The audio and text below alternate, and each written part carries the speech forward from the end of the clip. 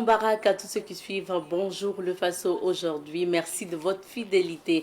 Aujourd'hui, à cette émission, on parlera de slam et on parlera d'humour. On va dire que c'est une émission qui sera donc peint à la couleur de l'art, tout simplement, parce que nous recevrons l'artiste slammer Plume Céleste. C'est un jeune slammer qui a participé d'ailleurs à la Coupe du Monde du Slam. Il est de retour, on va faire le bilan avec lui sur ce plateau.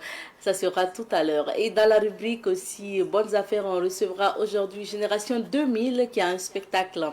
Et on va parler de ce spectacle-là avec Jones et son binôme. Et aujourd'hui, c'est vendredi, vous avez droit à votre chronique sécurité routière. Et pour la chronique sécurité routière aujourd'hui, on va s'intéresser au virage de ces véhicules longs. Donc les camions par exemple, on va en parler tout à l'heure. Honoré Onadia sera là pour les rendez-vous du week-end. Mais n'oubliez pas, vous aurez la revue de presse tout à l'heure avec le directeur de l'information Elhadj Smaïla Rabo. Merci de votre fidélité. Bonjour à tous et bienvenue à Bonjour le Faso. Nous prenons la direction de Tengandogo pour débuter l'aventure et c'est pour la rubrique à la découverte. Et vous le savez, depuis lundi, nous sommes installés à Tengandogo, plus précisément dans l'espace des nouvelles idées de Tengandogo, dont le promoteur est par ailleurs le PDG de Saval Media, Boubacar Zida Sidnaba. Et nous sommes allés à la rencontre de l'homme pour qu'il nous explique pourquoi et quelle est l'idée derrière. Et voilà, nous allons avoir ces explications ensemble en suivant cet élément. Donc aujourd'hui, il nous parle des portraits des différents présidents du Burkina Faso. La Haute-Ouattara, depuis la loi cadre, a toujours été un dirigeant. Jusqu'à nos jours, nous avons dénombré 12 personnalités qui ont dirigé le pays pendant les 65 ans. En commençant par Wengin Coulibaly, qui a décédé malheureusement avant la proclamation de l'indépendance. Ensuite, Maurice Yamuyogo, sans donner trop de détails, Maurice Yamuyogo, qui a régné pendant 6 ans. Après Maurice Yamuyogo, il y a eu un soulèvement populaire en 1966 qui a emporté le pouvoir de Maurice. Et l'armée a été appelée à Récousse pour sauver. Bon, c'était comme ça, hein? Le peuple a demandé à l'armée de prendre le pouvoir. Ce n'est pas un coup d'État. Et l'armée a pris le pouvoir. Et l'armée a resté, après avoir balayé la maison, c'est Benachi, pendant 14 ans. Et c'est après tous ces péripéties-là, parce qu'il y a eu beaucoup de choses durant les 14 ans, il y a eu 2 constitutions. La première constitution a été votée, c'est-à-dire la Deuxième République a été votée en 1970. La particularité de cette constitution, qui était d'ailleurs même le seul dans la sous-région, c'est un régime parlementaire. C'est-à-dire que les pouvoirs étaient législatifs. Il y a eu une élection où le RDA a pris le pouvoir, dirigé par Gérard Congo Ouedraogo, qui était nommé Premier ministre par les députés. Il était désigné par les députés. Donc c'est lui qui avait le pouvoir. C'est lui qui présidait le conseil des ministres, mais pas la mise en œuvre. Durant 4 ans, un an avant les élections, il y avait des querelles entre les leaders de RDA. En l'occurrence, le président de l'Assemblée nationale, Joseph Ouedraogo, dit Joe Weder, et le premier ministre, Gérard Congo Ouedraogo. Bon, pendant ce tiraillement, l'armée a profité de cette occasion pour faire un coup d'État. C'était le 8 février 1974 que la mise en œuvre proclamait le Mouvement national de renouveau, MNR, Mouvement national de renouveau. Il a dissous l'Assemblée nationale, dissous le gouvernement. Donc la mise en œuvre a fait un coup d'État aussi.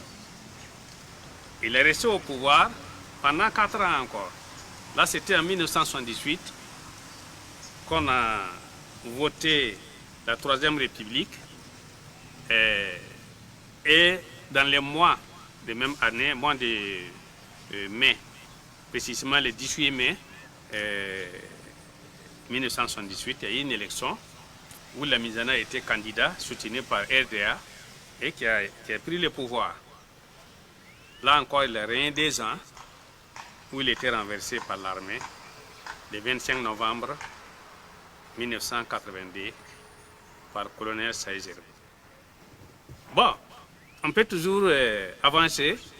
L'armée est bien installée en Haute-Volta. Saïzero prend le pouvoir. Bon, il instaure le comité militaire de redressement pour le progrès national. Il règne pendant 2 ans. Lui aussi, à son tour, a été renversé par un médecin commandant de Matis Ouedraogo, un natif de Kaya. Il est né à Kaya. Voilà. Il est né à Kaya. Et lui, il a dirigé le CSP.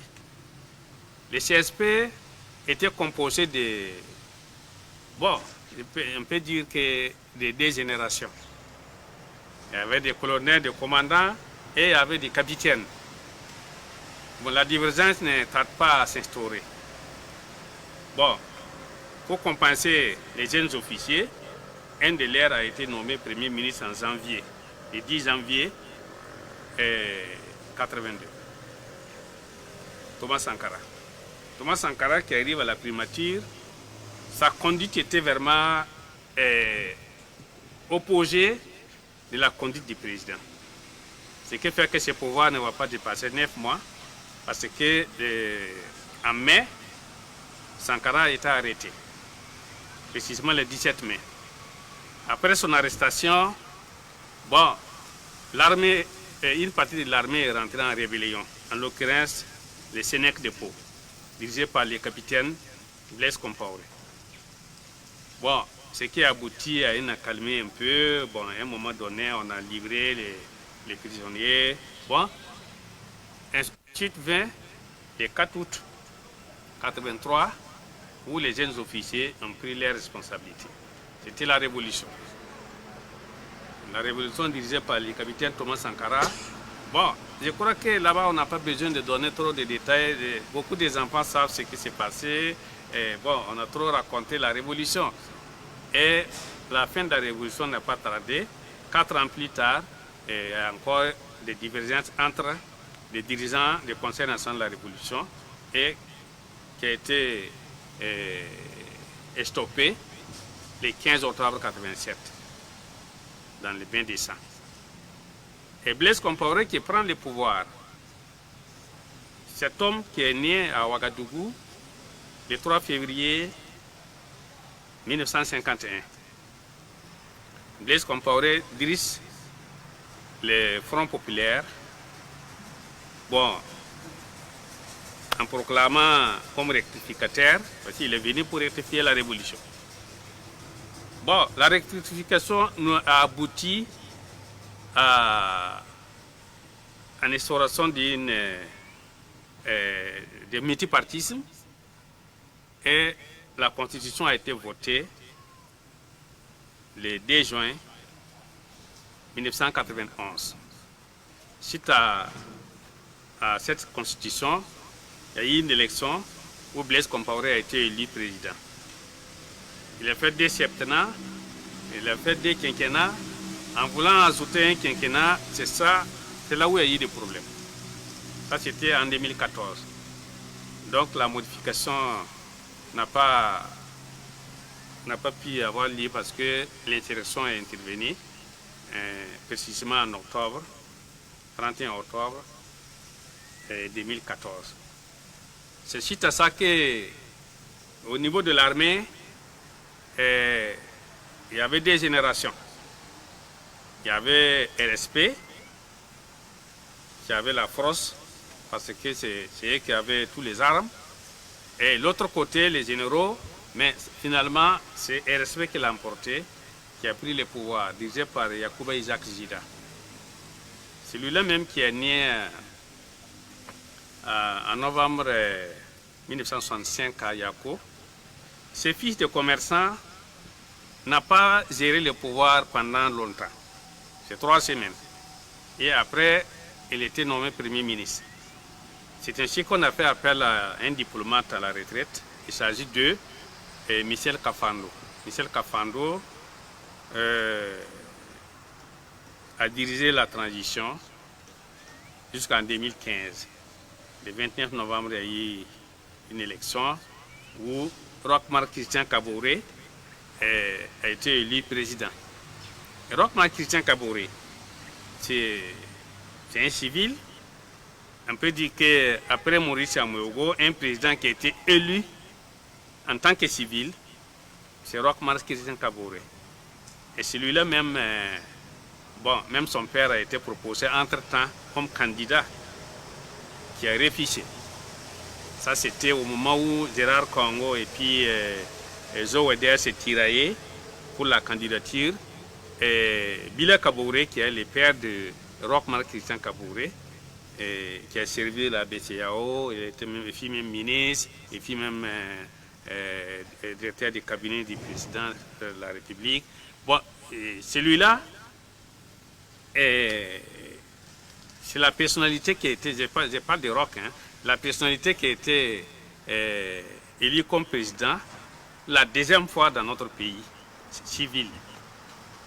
Bon, Roch a été élu en 2015 et il a servi son mandat en 2020. Il était encore réélu,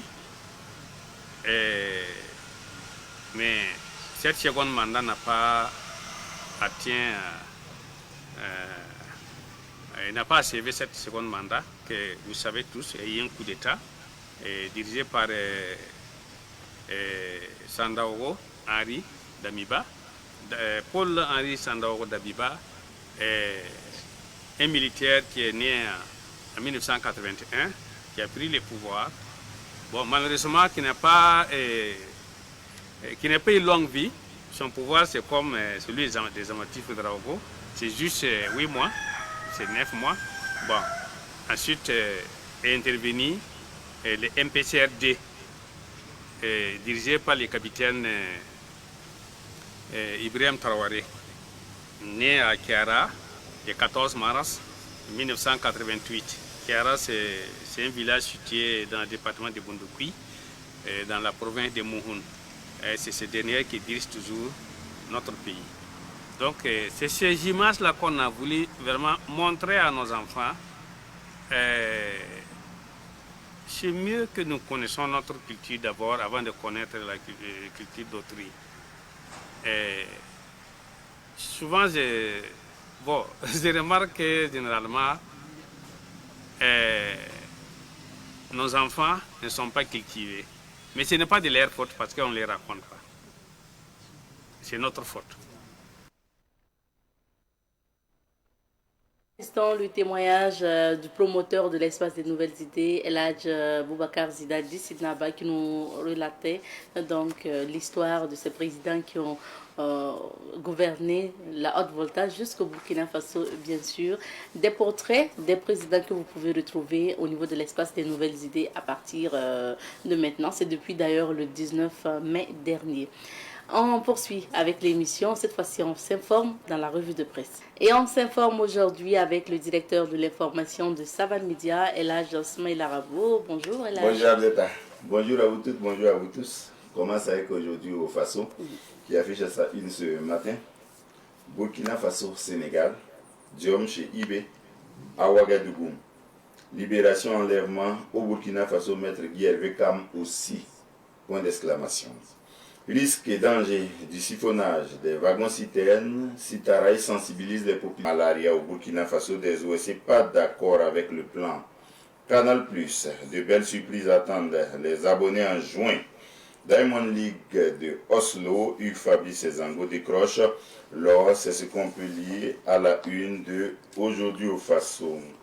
On passe au journal Le Quotidien. Le Quotidien affiche à sa une ce matin le président Diomaye Faye au Burkina, le renforcement de l'axe Ouaga-Dakar au menu des échanges. Projet d'élection de l'ASFA Nyenenga en société sportive. Des supporters exigent la démission du PCA et du bureau central. On peut lire ce matin aussi dans Digne d'intérêt, Namentenga, une tornade fait 3 morts et 8 blessés à Boulsa. Solenzo, 30 motos et du matériel militaire offert par la population au VDP Guinée-Conakry, si Burkinabé périsse dans un éboulement d'une mine d'or. Ouaga, un homme meurt au volant de sa voiture. Amadé Maïga, président de l'Alliance citoyenne panafricaine. Pendant des années, les politiciens ont dirigé ce pays et ont montré leurs limites. L'observateur Palga de ce vendredi a à sa une affaire Maître Guy Hervé Kam s'est allié dans une lettre pour l'AI officiellement déposée à la MACA. Lettre pour l'AI. Que se passe-t-il à l'école nationale des TP, entendez travaux publics, retour à la case prison pour les deux caissiers du CHR Kaya. Élection législative en Afrique du Sud, Chaïté. L'ANC joue serré pour la réélection de Cyril Ramaphosa. Et puis libérer Maître Guy Hervé Kam pour faciliter la tâche à son avocat. Il s'agit de Maître Arnaud Ouedraogo. Il est avocat, il a produit une tribune sur cette affaire. Le pays a à sa une aussi affaire Maître Guy Hervé Kam, l'avocat placé sous mandat de dépôt à la MACA. Les autorités politiques, militaires et judiciaires interpellées à travers une tribune de Maître Arnaud Ouedraogo. Semaine de Poco, du bon usage de la boucle d'oreille et puis Popuri, Wentenga, Ouaga, un homme meurt au volant de sa voiture en pleine circulation. Assise nationale, un rendez-vous manqué, point d'interrogation. Coopération Burkina-Sénégal, Ouaga déroule le tapis rouge à Bachirou Diomaye Faye. Et puis on termine avec ce journal hebdomadaire, la lettre du Faso. Mobilisation du foncier pour la zone industrielle et la trame d'accueil des Oré à Puitenga. La société Zagrache fait des pieds et des mains pour être partenaire technique et financier. Il y a aussi des non-dits. Alliance des États du Sahel, AES, trêve de discours et place aux actes. Mine, Sim Metal Group et Nere Ressources rachètent la mine d'or de Yuga. Burkina, Nations Unies, la grosse colère du ministre Jean-Marie Traoré. Dernier titre, qualité des services de communication électronique. Télécel Faso, Orange Burkina et Onatel reçoivent des mises en demeure. Merci bien. Et l'actualité est marquée essentiellement aussi par la visite du président sénégalais à Ouagadougou. Oui. Bassirou Diomaye Faye a effectué son premier voyage en tant que chef de l'État sénégalais au Burkina Faso. Avant Ouagadougou, il a fait d'abord l'étape de Bamako. Hier matin, il est arrivé à Ouagadougou vraiment en soirée. C'était après 17h en tout cas. Donc c'est de nuit qu'il a échangé avec son homologue burkinabé, le capitaine Ibrahim Traoré. Bassirou Diomaye Faye est autour de 8, 9, 10 voyages maintenant. Il a commencé par ses voisins. Le voisin qui n'a pas visité des sites, c'est le Mali. Voilà, il a fait la Mauritanie, la Gambie. Il a fait d'autres étapes, en particulier dans les États membres de la CEDEAO, ce qui a donné lieu à des commentaires. Les gens ont dit, bon, il est plus pro-CEDEAO que pro-AES. Bon, finalement, il s'est résolu à faire le tour maintenant des pays de l'AES, Mali et Burkina Faso hier. Et au Mali, je l'ai entendu dire qu'il n'était pas le médiateur de la CEDEAO, parce que vous vous souviendrez qu'à son étape du Nigeria, à Abuja, quand il a échangé avec le président nigérien Ahmed Bola Tinubu, qui est par ailleurs président en exercice de la CEDEAO, il a mandaté Bassirou Diomaye Faye. En tout cas, il lui a demandé de faire en sorte que les 3 pays membres de l'AES qui ont quitté la CEDEAO et qui sont en train de quitter la CEDEAO reviennent dans la grande maison commune. Bon. Sur place, je crois que Bassirou Diomaye Faye n'a pas rejeté l'offre d'Ahmed Bola Tinubu, mais hier il a dit à Bamako qu'il n'était pas le médiateur de la CEDEAO. Voilà. Par contre, il a dit qu'il a échangé avec le président colonel Assimi Goïta sur le retrait des pays de l'AES, Mali, Burkina, Niger, là, de la CEDEAO. Et qu'il a compris, à travers les propos du colonel Assimi Goïta, que la position, là, il faut bien écouter les mots.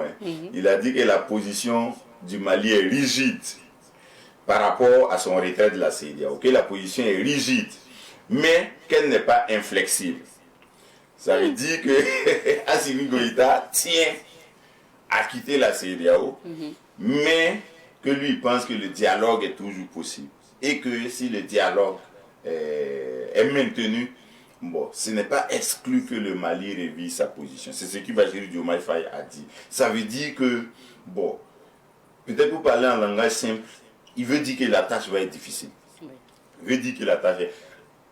Étant entendu que lui-même, il ne se considère pas comme le médiateur de la CEDEAO. Donc, il n'y a même pas encore quelqu'un pour faire ce travail. Mais à l'occasion de la célébration du 49e anniversaire de la CEDEAO, il y a à peine quelques jours, la CEDEAO elle-même a mis en place une commission ad hoc pour essayer de rapprocher les positions entre les deux camps, AES et puis CEDEAO. Maintenant, à Ouagadougou, le président Bassirou Diomaye Faye a dit avoir aussi parlé de la CEDEAO avec le capitaine Ibrahim Traoré. Bon, mais là, je n'ai pas écouté encore ce qu'il a dit. J'imagine que ce n'est pas loin de ce qu'il a dit à Bamako. Mais à Ouaga, il a insisté aussi sur le partenariat, la coopération bilatérale entre le Burkina et le Sénégal, étant donné que les deux pays travaillent beaucoup ensemble. Et il a dit qu'avec le capitaine Ibrahim Traoré, ils se sont entendus pour travailler à renforcer la coopération sénégalo-burkinabé, de sorte que les deux pays travaillent en pays frère à l'épanouissement des populations et à l'unité, pour donner le bon exemple dans la sous-région ouest-africaine, mais aussi ailleurs. Il est reparti immédiatement après ces échanges de quelques heures à Ouagadougou. Il faut rappeler qu'il était accompagné d'une très forte délégation, oui, du gouvernement sénégalais, à commencer par la ministre des Affaires étrangères, mais il y a eu d'autres ministres de la Défense, des Mines, et il y avait de hauts conseillers de la présidence qui l'accompagnaient.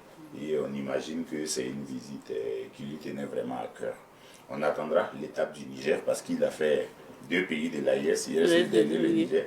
On attendra de voir quand il va faire cette étape. Alors, on revient aux affaires concernant le Burkina. Des rebondissements dans les affaires Maître Guy Hervé Kam et Emmanuel Zouglana. Oui, Maître Guy Hervé Kam, le rebondissement c'était hier, Emmanuel Zouglana c'était avant-hier.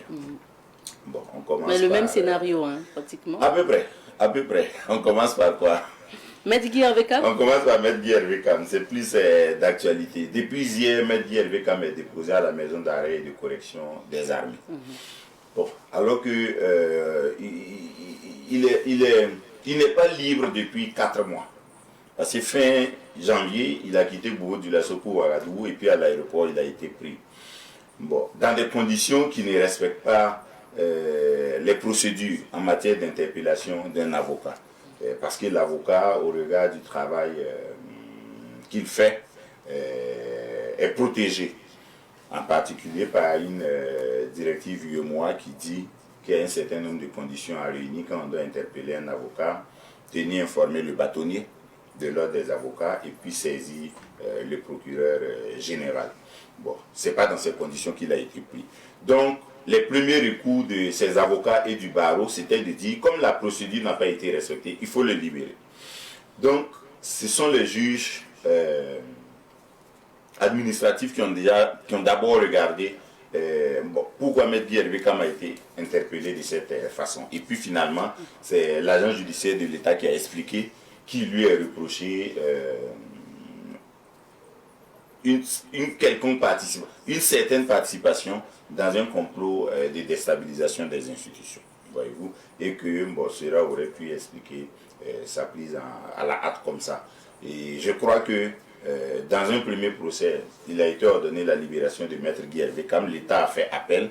Dans un deuxième procès, Maître Guy Hervé Kam a encore bénéficié d'une décision qui lui est favorable et donc il devait être libéré. Mais malgré tout, il a été gardé, on imagine jusque-là à la sûreté, parce que dès les premiers moments, le barreau qui a vérifié a dit qu'il était maintenu à la sûreté, donc à la direction générale de la police nationale. Et puis on est resté dans cette situation de non-exécution de la dernière décision, comme de la première d'ailleurs, voilà, jusqu'à ce que hier arrive.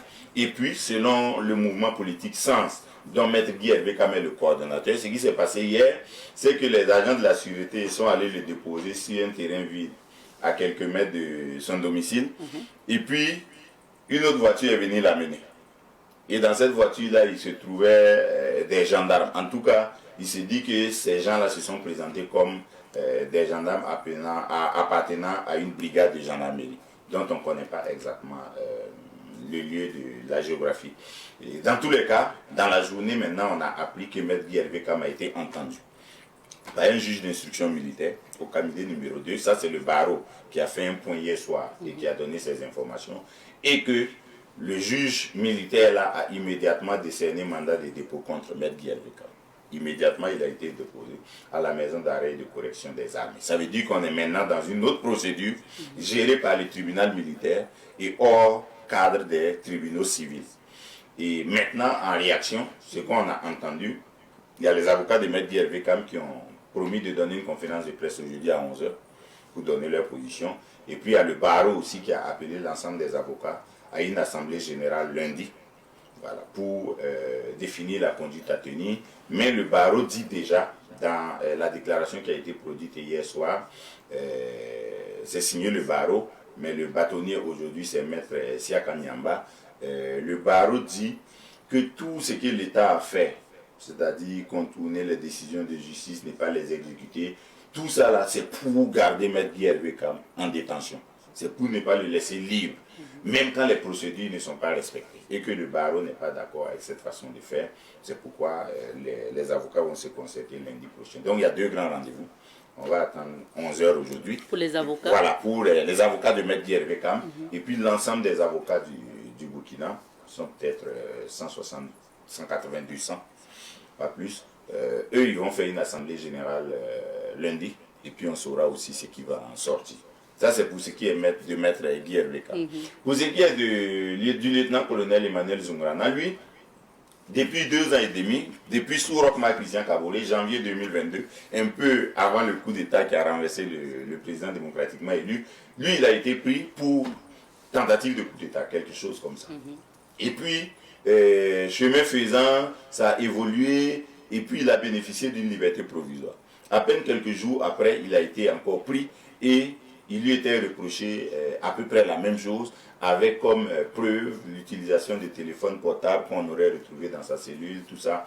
Voilà. Et donc, entre-temps, au lieu de la maison d'arrêt et de correction des armées, qui en conseil des ministres, même il y a quelques mois, a été réorganisée, de sorte qu'il y a des locaux qui appartiennent à la MACA, mais qui ne sont pas au camp Lamizana.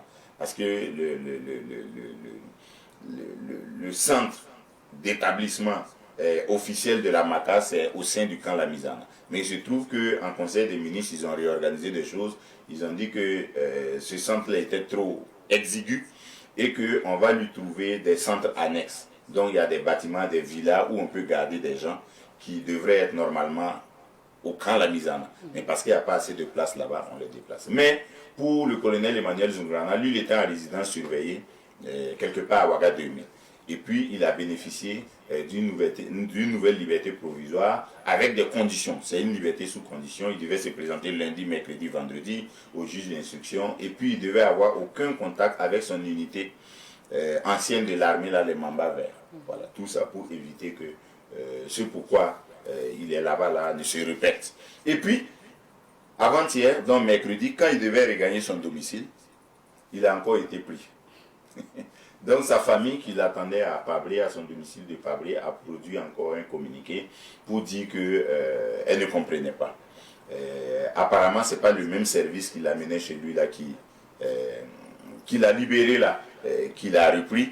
C'est plutôt, semble-t-il, des gens de l'ANR, l'Agence nationale de renseignement, voilà, qui l'aurait pris cette fois-ci. Bon, on attend aussi d'avoir un peu plus de clarté là-dessus, mais voici pour les 2 situations ce qu'il en est.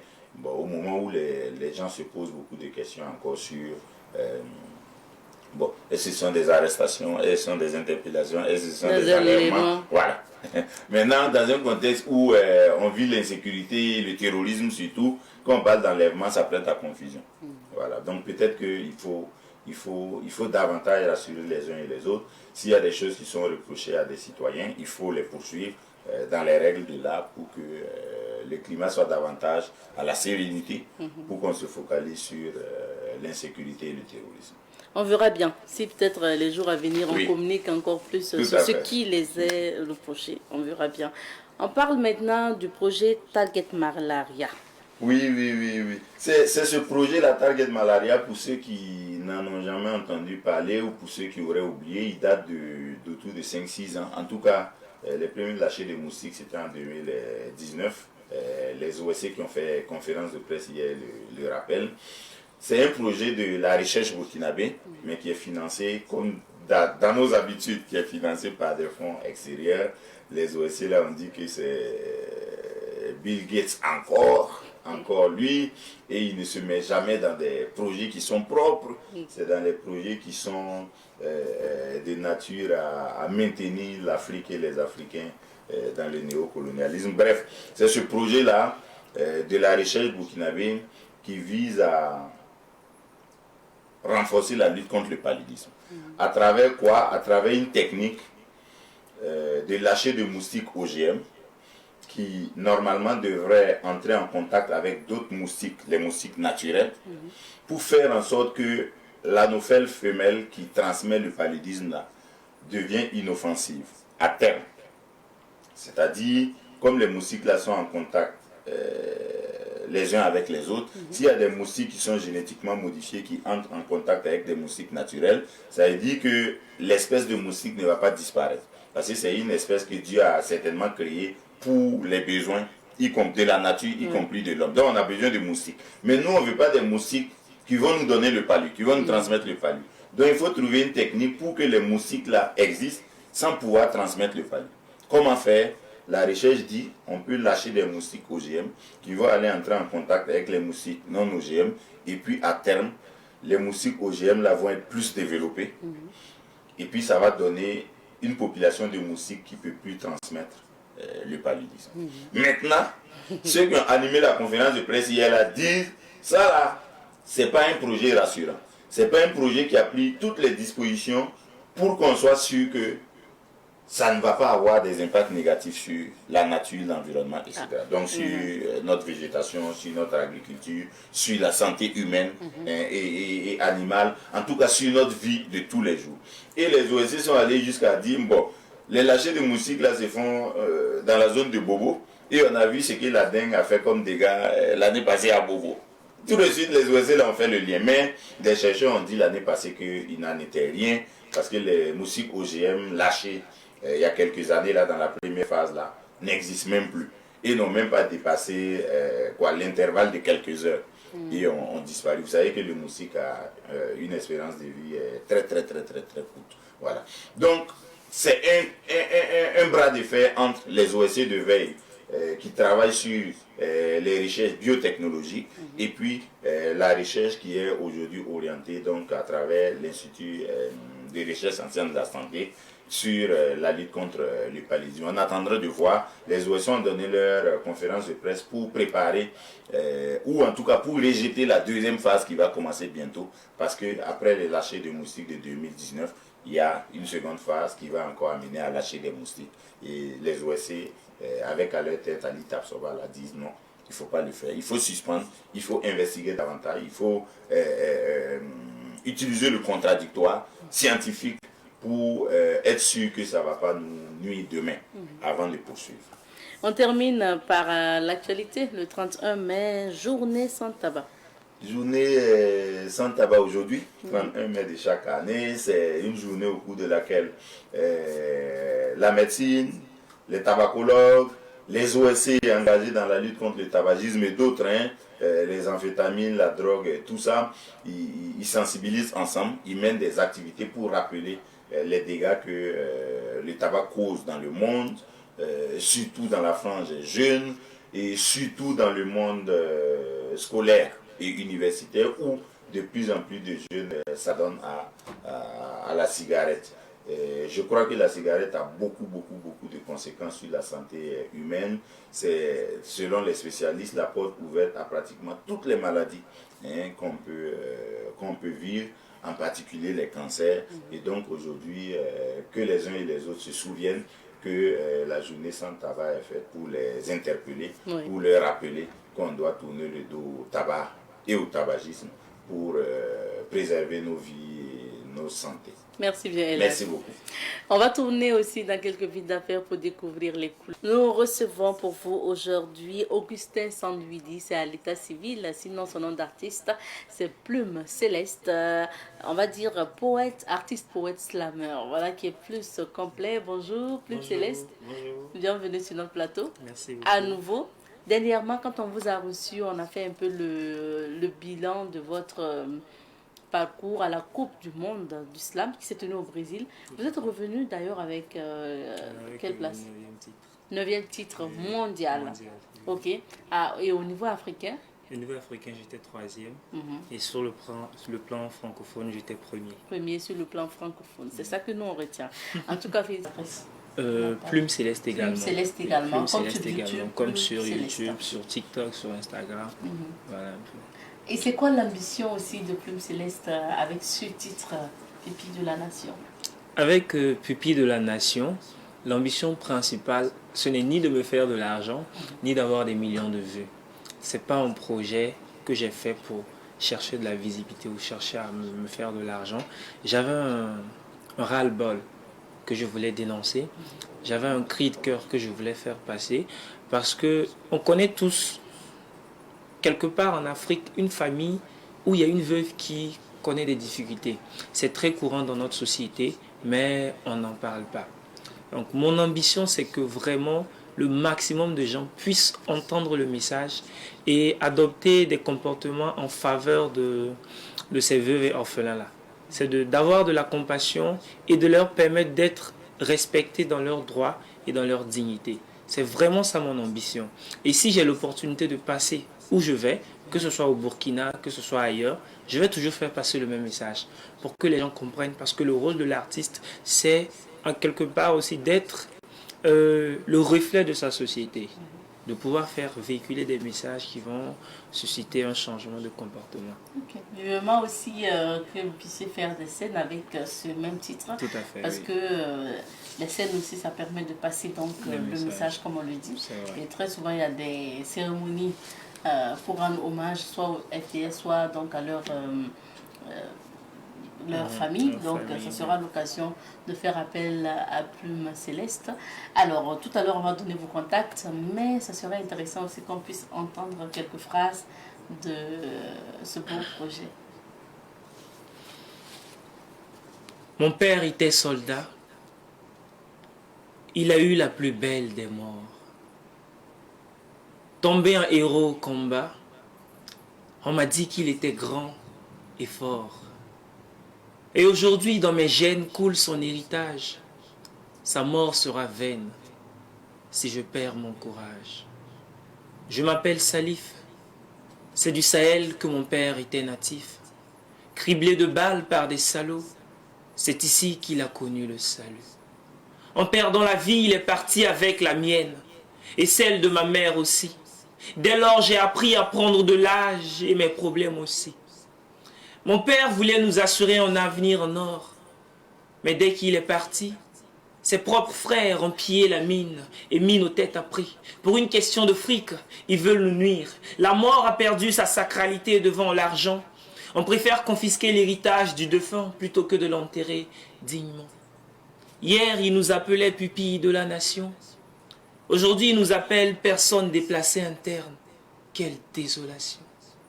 Exilés auprès des nôtres, rejetés par les autres. Nos jours sont aussi noirs que vos nuits, nos soleils aussi sombres que vos lunes. Dans la rue, on me pointe du doigt. Parce que j'ai vécu la guerre, on se méfie de moi. Enfant de soldat, enfant soldat. Tu payes le prix de la cupidité de l'homme noir. Ces impurs ont souillé ton âme pure et jeté ton innocence à l'abattoir. Wow.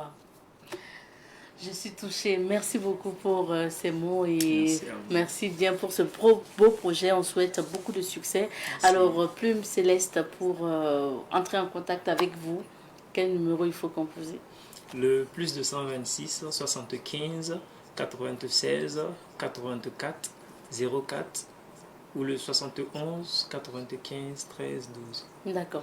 Et je suppose que ce clip sera disponible aussi au niveau des médias, tout certainement. Ok, super. Donc, on vous invite aussi à retrouver Plume Céleste sur sa page Facebook et sur son compte YouTube. Merci beaucoup d'être passé. Qu'est-ce que vous voulez ajouter en plus? Bon, je crois que c'est dit. Merci beaucoup Ok. à votre émission. Merci Merci. à vous d'être toujours là pour nous. Ça fait la deuxième fois que vous Oui. me recevez. Et donc, je vous dis merci beaucoup et plein succès à l'émission. Amen. Merci beaucoup, beaucoup de courage également à vous et plein succès dans cette carrière prometteuse.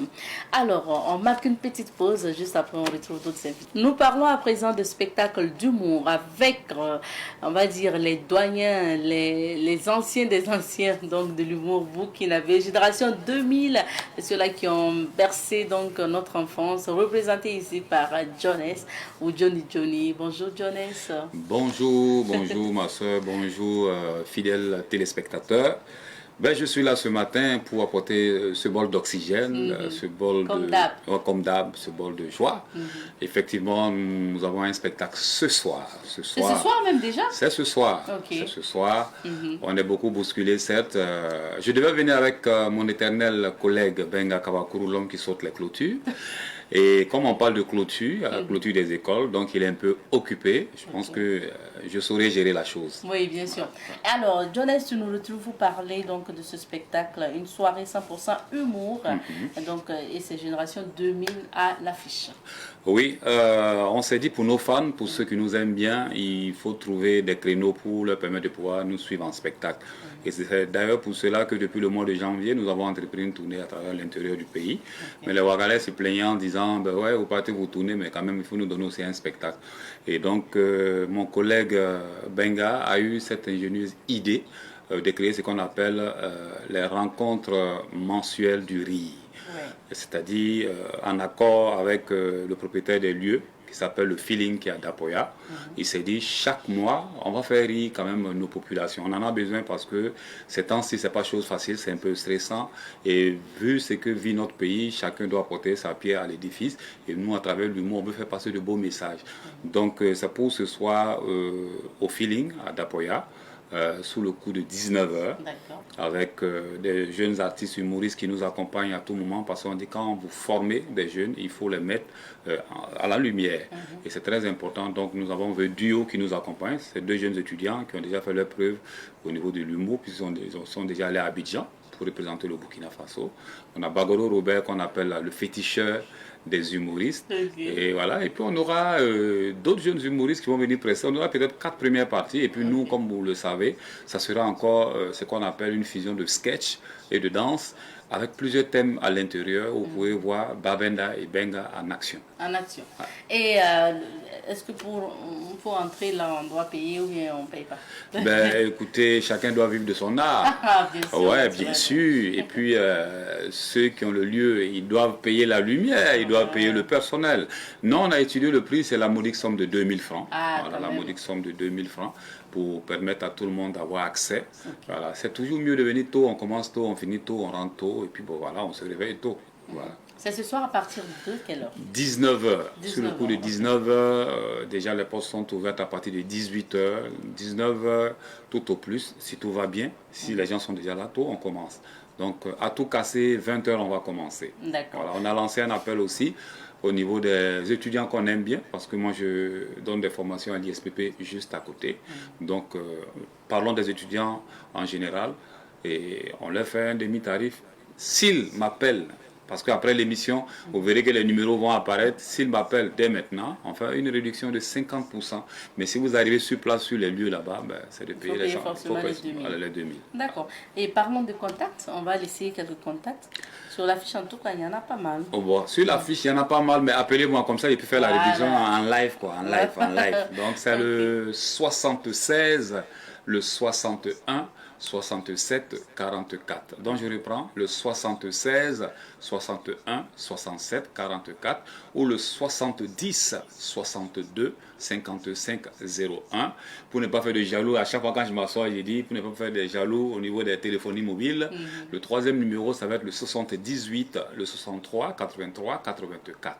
Voilà, si vous appelez ces numéros après l'émission, la réduction peut être faite à distance. Parce que sans vous, nous ne sommes rien. Bien sûr. Voilà. Alors, Jones, ça sera le dernier mot. L'invite à l'endroit du public burkinabé. Alors, je vais demander à tous ceux qui me suivent en direct, même ceux qui ne me suivent pas, qui ne me voient pas, ça, c'est pas un problème. Venez suivre le spectacle, c'est très, très important parce que déjà, si nous sommes là aujourd'hui, c'est grâce à vous, c'est grâce à vous. Et certains sont étonnés de voir encore que nous sommes sur scène. J'ai dit, mais pourquoi est-ce que vous êtes étonnés?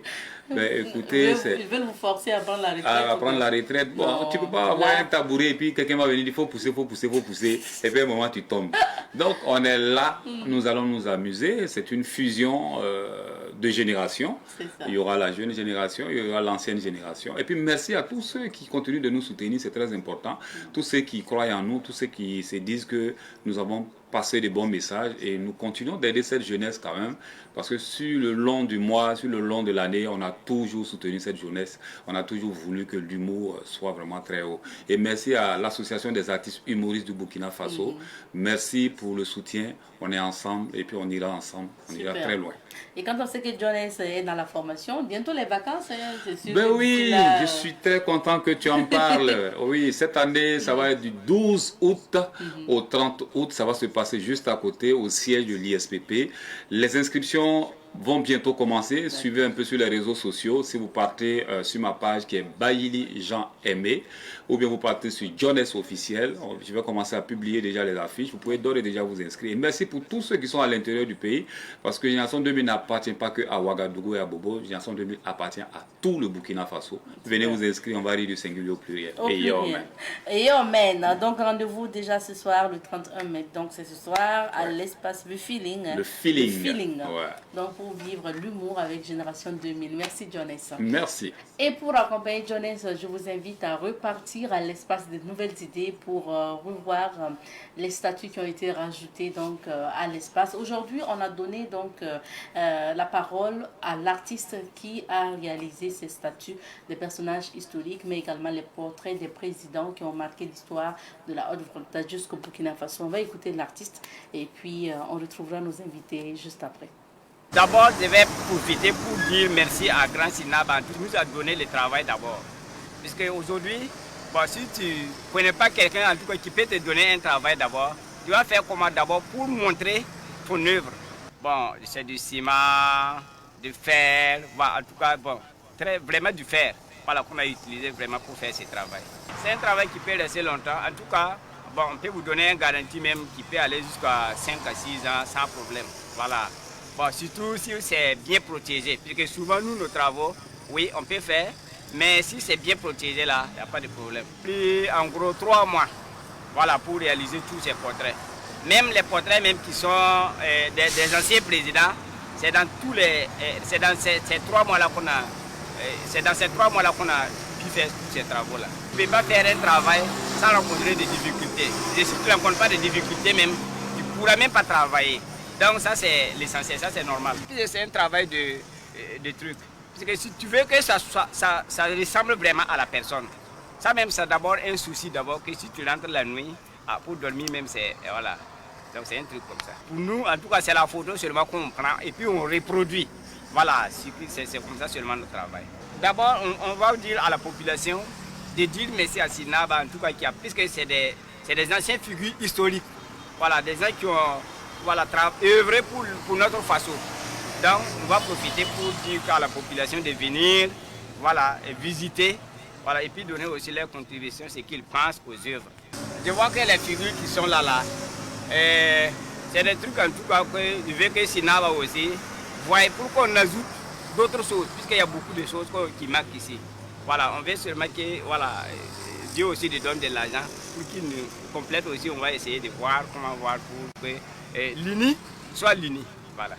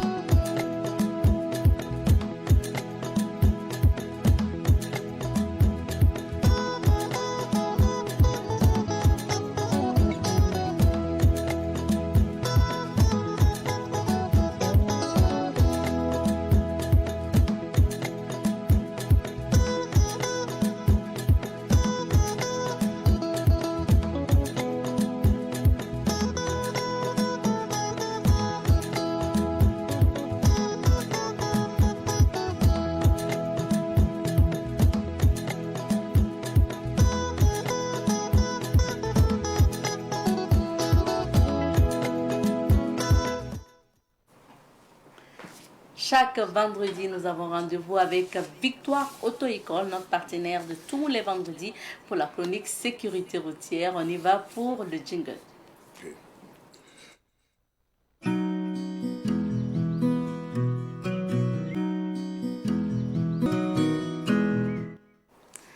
Monsieur Hippolyte Tapsoba est formateur à Victoire Auto-École. Il est bien installé sur ce plateau pour la chronique sécurité routière du jour.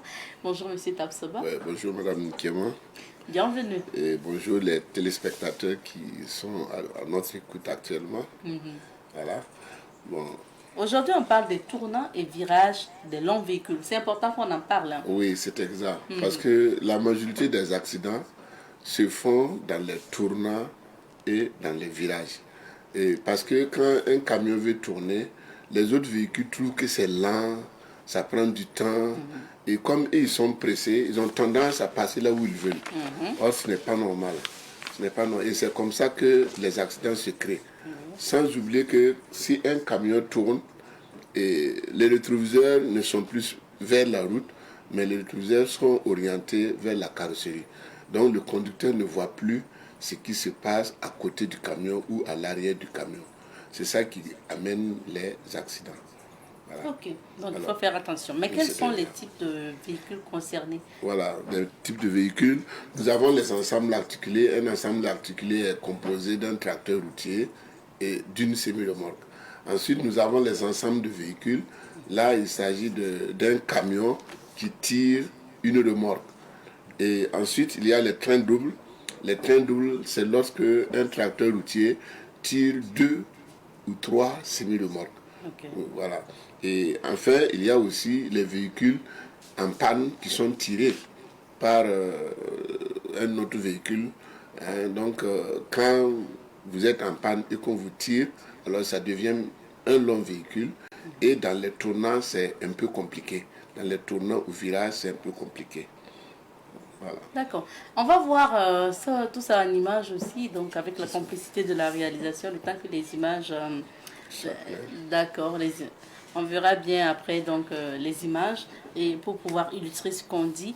Alors, parlons maintenant toujours donc, des véhicules, des camions ou des longs véhicules.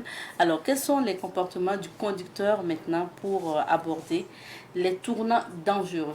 Voilà. C'est-à-dire que lorsque vous êtes conducteur d'un ensemble de véhicules ou d'un véhicule articulé, ou bien le véhicule d'un ami tombe en panne et que vous devez le tirer, alors la première des choses, chaque fois que vous êtes à l'approche des intersections ou des virages, il faut toujours ralentir l'allure, rouler avec prudence. Et regardez là où vous voulez aller, s'il n'y a pas d'interdiction, ou que la partie n'est pas dangereuse. Parce qu'il arrive souvent que de loin, on voit déjà qu'on ne peut pas tourner. Donc, il faut s'abstenir d'aller. Souvent aussi, on peut voir qu'il y a un panneau d'interdiction. Donc, il ne faut pas s'hasarder à vouloir tourner dans un sens interdit. Voilà. Donc, ensuite, après avoir vu qu'on peut tourner, on regarde dans les rétroviseurs. Et ensuite, on met le clignotant à droite, par exemple, surtout pour tourner à droite. On met le clignotant à droite et on commence à se positionner. Mais avant de se positionner, parce que pour tourner à droite, il faut serrer à gauche. C'est ça. Pour laisser beaucoup d'espace. Okay. Voilà, beaucoup d'espace à votre droite. Donc, si vous ne serrez pas à gauche, l'arrière du véhicule va aller dans le décor. Il ne sera pas sur la route. Donc, avant de serrer à gauche, on regarde dans le rétroviseur gauche également et on se déporte progressivement maintenant vers la gauche. Et maintenant, quand on arrive là où il faut tourner, alors, c'est comme je l'ai dit, il faut le faire au pas, c'est-à-dire à pas de caméléon, de manière à ce que vous puissiez vous arrêter si c'est nécessaire. Parce que si vous venez en vitesse, après, s'il y a un autre véhicule qui a forcé le passage, un accident va vite arriver. Donc, il faut aller à pas de caméléon. Comme ça, on arrive à pouvoir maîtriser le véhicule si c'est nécessaire. Bon, mais je souligne encore que un camion qui tourne, les rétroviseurs ne sont plus sur la route, mais plutôt vers la carrosserie. Donc, le conducteur ne voit pas. Bon, généralement, il y a des apprentis qui sont assis à droite, qui regardent derrière et qui donnent... c'est un éclaireur, quoi. Il dit au conducteur, voilà ce qu'il faut faire. Voilà. Maintenant, tout ça, ce n'est pas normal parce que de nos jours, il y a des sociétés qui ne prennent plus d'apprentis. Il n'y a plus d'apprentis dans les sociétés. C'est le conducteur qui est maître de tout et qui doit tout s'occuper. Donc, du coup, il ne peut pas tout voir. Donc, de grâce, les petits véhicules n'ont qu'à faire beaucoup attention.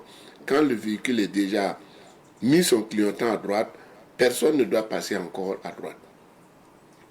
Et il doit serrer progressivement à gauche. Avant qu'il ne serre à gauche aussi, lui aussi, il doit voir s'il n'y a personne qui vient en sens inverse. S'il y a quelqu'un qui vient en sens inverse, il est contraint de lui laisser le passage. Et parce que là où il va, ce n'est pas sa voie là-bas. Donc, il est obligé de s'arrêter et laisser passer ceux venant en sens inverse. Maintenant, il effectue tranquillement son tournant à droite. Maintenant, pour tourner à gauche, c'est autre chose. C'est très simple. C'est à droite qui est compliqué. Sinon, à gauche, ce n'est pas très compliqué. À gauche, vous regardez dans le rétroviseur, vous mettez le clignotant à gauche et vous serrez à gauche tout en laissant au moins 1 mètre avec la bordure gauche, la chaussée. Et maintenant, vous tournez à votre gauche lorsque la circulation se fait à sens unique. Si c'est à sens unique. Si c'est à double sens, on ne peut pas serrer carrément à gauche. Il faut laisser, puisqu'il faut partager la route avec les autres, donc il faut laisser une voie aussi pour ceux venant en sens inverse.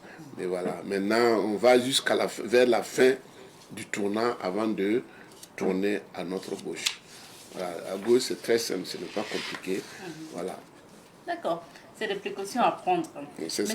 Maintenant, comment le conducteur de ces gros camions ou des longs véhicules doit faire pour aborder les virages, voilà, dangereux surtout. C'est exact. Vous savez, il y a plusieurs types de virages. Il y a des virages très serrés, il y a des virages ouverts. Et le virage est très dangereux quand sa courbe est très serrée. Et souvent, c'est des angles obtus. Et vous voyez, c'est très difficile de pouvoir faire rapidement la manœuvre. Et c'est dans tous ces cas-là que les autres véhicules trouvent que ça dure et ils cherchent à forcer le passage. C'est dangereux. Et ils n'ont qu'à faire pardon, être patient derrière les camions lourds. Parce que ces camions-là, ils ne le font pas parce qu'ils le veulent, mais c'est la conduite des camions qui demande ça. Donc, on est contraint de faire avec. Alors, donc, pour aborder donc les virages, il doit rouler au pas, contrôler les rétroviseurs chaque fois, gauche-droite. Ensuite, positionner le véhicule en fonction de l'état du virage ou de la longueur du camion. Vous savez qu'au Burkina Faso actuellement, aucun camion ne respecte, la majorité des camions, je veux dire 50% des camions ne respectent plus les dimensions réelles.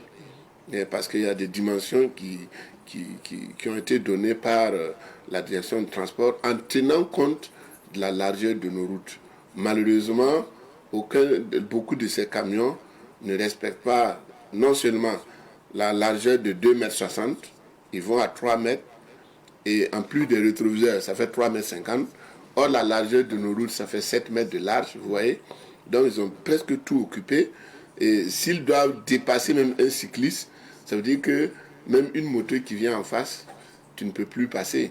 Il faut laisser passer la moto avant d'effectuer le dépassement sur le cycliste. Sinon, vous allez rencontrer la moto qui vient en face. Tellement nos routes sont petites. C'est la raison pour laquelle on ne doit pas trop modifier les camions. Souvent même, le conducteur qui est à l'intérieur, en ligne droite, il ne voit même pas derrière. Puisque la largeur du véhicule dépasse la vision des rétroviseurs. Donc le conducteur ne voit pas derrière. Et ça, c'est dangereux. Tout ça, c'est des trucs qu'il ne faut pas faire. Voilà. Mais malheureusement, c'est comme ça.